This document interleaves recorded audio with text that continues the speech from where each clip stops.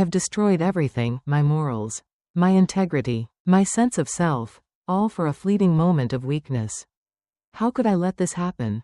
How could I let him look at me that way? Touch me that way? I was supposed to be stronger. Now, I'm nothing but a disgrace. Drowning in shame. There's no undoing this. No erasing the betrayal I've committed against myself. I disgust myself. I've ruined everything. I can't believe what I've done. That night started like any other. Yet something about it felt undeniably different. The dim glow of the television flickered across the living room, casting shadows on the walls as David and I sat in silence.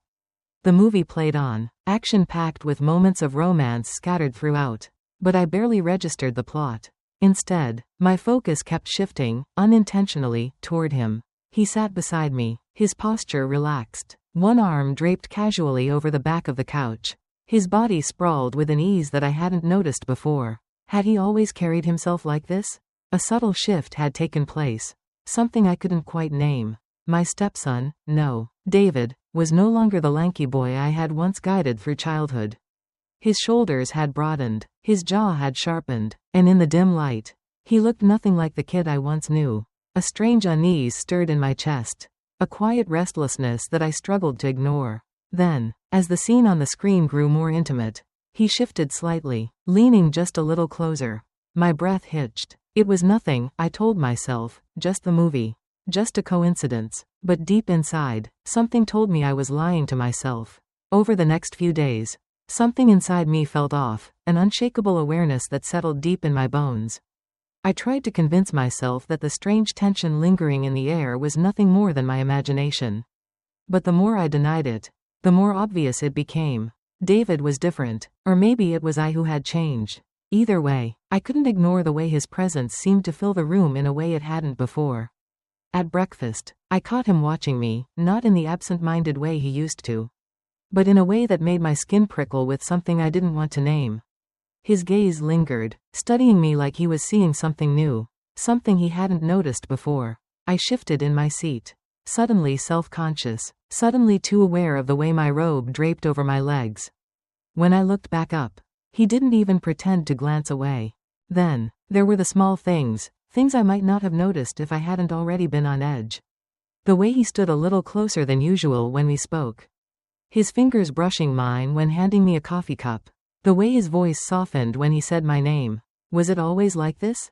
Had I simply been too caught up in my grief to notice? Or was I only now seeing what had been there all along? The thoughts left me restless, tossing and turning at night, unable to silence the unease curling in my stomach. Then, one morning, David did something unexpected. I was sweeping the living room floor, lost in thought, when he walked up and, without a word, took the broom from my hands. I stared at him, confused. "David, what are you doing?" I asked, watching as he started sweeping. His movements calm, effortless. He didn't even look at me when he spoke. "You shouldn't have to do everything alone," he said simply, his voice steady, as though the words carried a deeper meaning than the surface suggested. Something about the way he said it caught me off guard. It wasn't just an offer to help, it was an acknowledgement. A quiet understanding that, for the past 2 years, I had been carrying the weight of everything on my own. That in this house, I had been both the strength and the silence. And he had seen it. I swallowed hard, my throat tightening against the unexpected lump forming there. "Thank you, David," I said softly, my voice barely above a whisper. He looked up then, his eyes locking onto mine in a way that sent a strange warmth through me. It was nothing, I told myself, just kindness, just a moment of gratitude. But as he went back to sweeping, I couldn't shake the feeling that something had shifted, that I was seeing him differently. And worse, that he was seeing me differently, too. That evening, after dinner, I found myself standing in front of the bedroom mirror, staring at a reflection I barely recognized. It wasn't that I looked different, my features were the same. My body unchanged, but something in my eyes felt unfamiliar. Restlessness churned inside me, an awareness that refused to be silenced. I had spent the past 2 years moving through life like a ghost. My existence reduced to routine and silence. I had buried my emotions, locked them away where they couldn't reach me. But now, something was breaking through, something I didn't want to name. I exhaled slowly, running my fingers through my wavy, light brown hair. My eyes drifted lower, studying the soft curve of my waist. the way my blouse clung to my figure. And suddenly, I remembered the way David had been looking at me lately, watching me with an intensity that felt deliberate. Lingering. I closed my eyes, shaking my head. No, I was imagining things. I had to be. But then, I thought about the way his eyes followed me in the kitchen. The way he took the broom from my hands that morning as if it was his responsibility to take care of me. His voice, calm and steady, telling me I shouldn't have to do everything alone. Had he always been that way? Or had I been too consumed by grief to notice? I hesitated before unbuttoning the top of my blouse, my fingers trembling slightly as I slid the fabric off my shoulders. In the mirror, I saw the bare skin of my collarbone, the slope of my shoulders, the soft curve of my hips. I was in my late 40s, but I wasn't blind. I knew I was still attractive. My body was still toned, my skin still smooth, my shape still carrying the kind of presence that once turned heads. But I had stopped seeing myself that way years ago. My life had become about responsibility, about survival, about being a mother figure to David after Marquez died. There had been no time to think of myself as a woman. And yet, here I was, staring at my reflection with a mix of disbelief and curiosity, feeling something stir deep within me that had long been dormant. I thought of David's lingering gaze that morning, the way his eyes traced my movements when I wasn't even speaking. And for the first time, I allowed myself to ask the question that had been clawing at the edges of my mind. Was he seeing me the way a man sees a woman? And more terrifyingly, was I beginning to see him the way a woman sees a man? I took a deep breath, pressing my fingertips against my temples. This is ridiculous. Cassidy, stop it. I forced myself to look away from the mirror. But the image of myself lingered in my mind. Not as a mother, not as a widow, but as a woman who, for the first time in years, was being seen, and that realization sent a jolt of fear, and something far more dangerous, straight through me. The dinner table between us felt like an invisible line, one that neither of us had dared to cross until now. The candles flickered softly, casting shadows across David's face, making his features look even sharper, more defined. The air between us had changed, thick with something unspoken, something that made my pulse quicken even before he said a word. I told myself this was just a birthday dinner, just an innocent gesture, but the way he had carefully prepared everything, the candles, the flowers, the wine, told a different story. I felt it creeping into my skin, a warmth I wasn't ready for, a weight I wasn't sure I could carry. As I reached for my glass, my fingers trembled slightly, and I hoped he wouldn't notice. But he did. David leaned forward, resting his forearms on the table. His gaze locked onto mine. Cassidy, he said, his voice softer than usual but steady. How can a woman like you be alone? The question hit me like a slow-moving wave, knocking the breath from my lungs before I had time to react. I blinked, gripping the stem of my wine glass a little too tightly.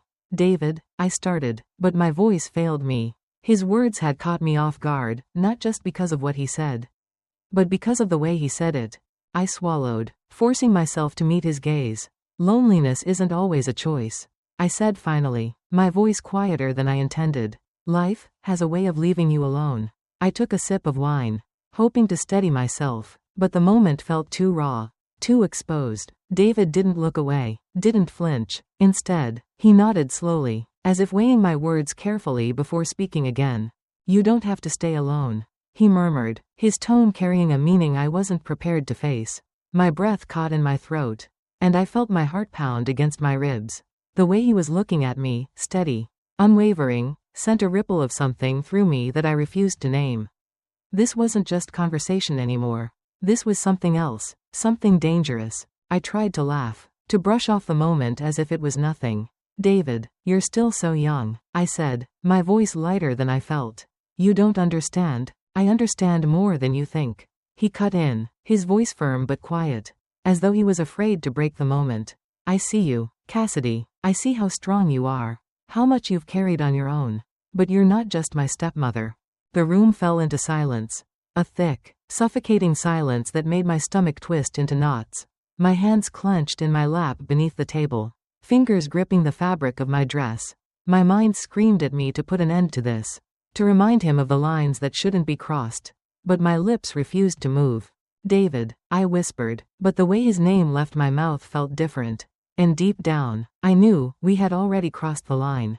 The moment hung between us, thick and suffocating, as if the air in the room had shifted into something heavier, something impossible to escape. I could still hear the soft clink of my wine glass as I set it down, my fingers trembling slightly, though I hoped David hadn't noticed. But as I finally gathered the courage to look at him, I knew he had. His eyes, dark and searching, held mine in a way that sent a slow ripple of something dangerous down my spine. I should have stopped this conversation before it got here. I should have pulled away, set boundaries, reminded myself, of who we were. But I didn't. Instead, I sat there, frozen in place, my breath coming too fast, my heart hammering like it wanted to escape my chest. Then, without warning, he moved. It wasn't sudden, wasn't rushed, it was slow, deliberate, a shift so small that I barely registered it before it was too late.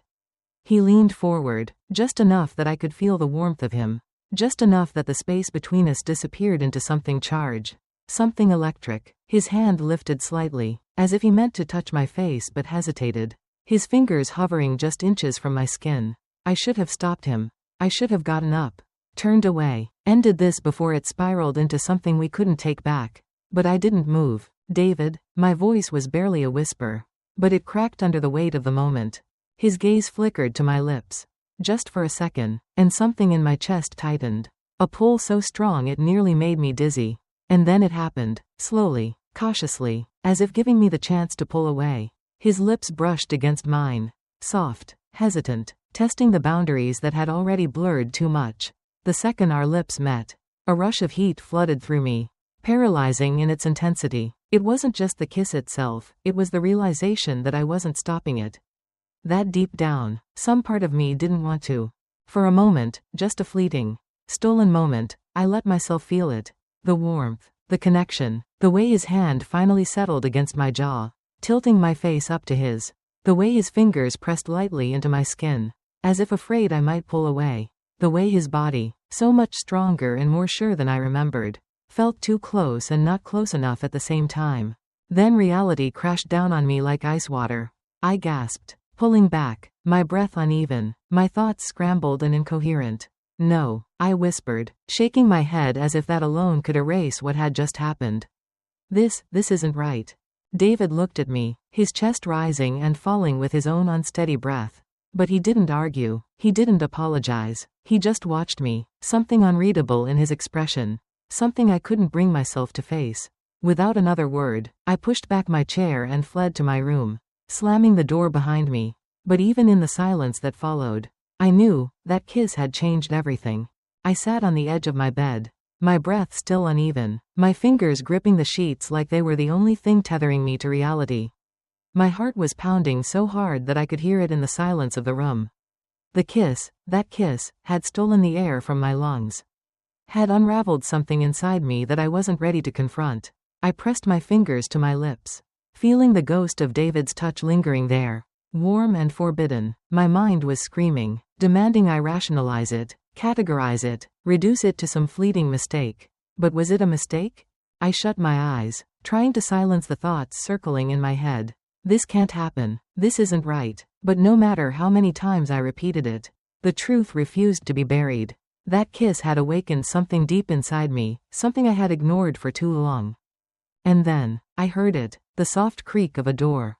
My eyes snapped open, and I turned toward the dimly lit doorway. My breath caught as a shadow moved, slow and hesitant. Before stepping inside, David, he was standing there, half hidden by the darkness, his silhouette outlined by the faint glow from the hallway. I could barely make out his expression, but I didn't need to. I felt it, the same weight, the same tension still thick in the air between us. I know I shouldn't be here, he said, his voice a whisper, hushed but steady, but I can't leave it like this. I swallowed hard, gripping the sheets tighter. David, you need to go, I whispered back, but the words carried no strength, no conviction. He stepped closer, just a single step, but it was enough to make my pulse quicken. Tell me you didn't feel it, he said, his voice barely above a breath. Tell me you weren't just as lost in it as I was. I shook my head, not because it wasn't true, but because I didn't want it to be true. My hands clenched in my lap, my body torn between wanting to push him away and pull him closer. This isn't about what I felt, I said, my voice trembling. It's about what we can't allow to happen. He let out a quiet breath. Stepping closer again. He was near enough now that I could see his face in the dim light. See the emotion behind his eyes, raw, intense, something he wasn't willing to hide anymore. Then tell me to leave, he said softly. Tell me you don't want this, and I'll go. Silence. The air between us felt heavier than before, charged with something electric, something neither of us could deny. I should have told him to walk away. I should have ended it right there. But I didn't. I didn't say a word. Because the truth, the terrifying, inescapable truth, was that I didn't want him to leave. And in that silence, everything changed. The silence between us felt like a living thing, stretching and tightening with every breath. David stood just a few feet away, his shadow cast long against the dim glow filtering through my bedroom window. The air was thick, heavy with words we hadn't spoken, with emotions we had no right to feel. My heart hammered in my chest, my body tense as I fought the war raging inside me. Logic screamed at me to stop this before it went too far, to send him away, to put space between us, to erase the fire that had already been lit. But there was another voice, softer but far more dangerous, whispering that it was already too late, that the line had already been crossed the moment his lips had met mine. David took a step forward, then another. My breath caught as he moved into the dim light, his eyes dark and searching, filled with something raw and unshaken. Cassidy, he murmured, his voice rough, like he was barely holding himself together.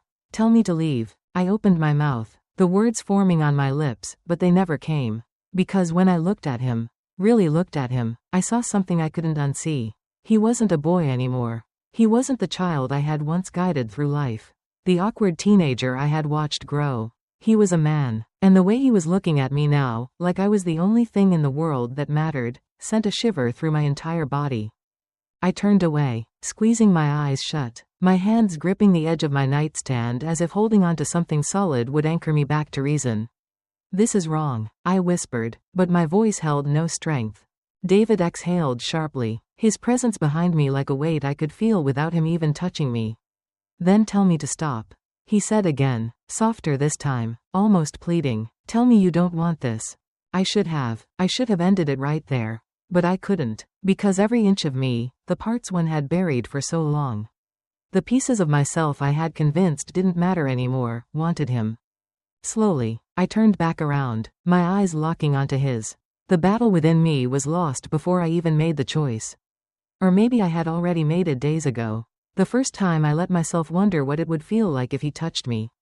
I took a shaky breath, my fingers trembling as I reached for him, closing the distance that should have never been crossed.